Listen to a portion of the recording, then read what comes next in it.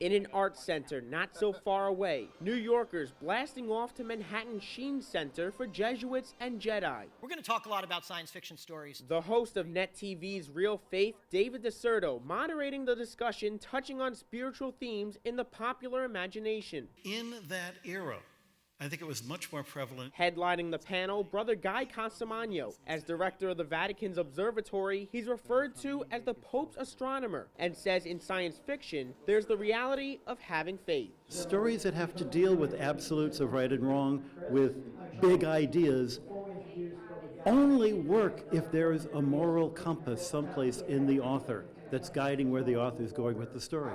And that ultimately means that they have some kind of faith. The Word became flesh and dwelt among us as a man who had a story. Dr. Charles Camosy, an associate professor at Fordham University, says there's a way to evangelize by learning about extraterrestrials. The church has always been on the forefront of science. That's the first thing to mention.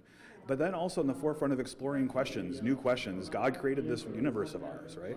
It's here for us to explore, for us to evangelize, for us to learn about. And when we learn about the universe, we learn more about God. A lot of people think that science fiction is written by a bunch of atheists.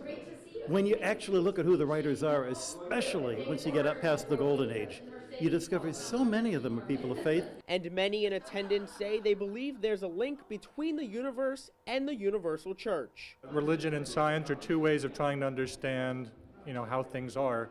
So we look at it from two different perspectives, so they're not in opposition, but they work together. In Manhattan, Tim Harfmann, Currents News.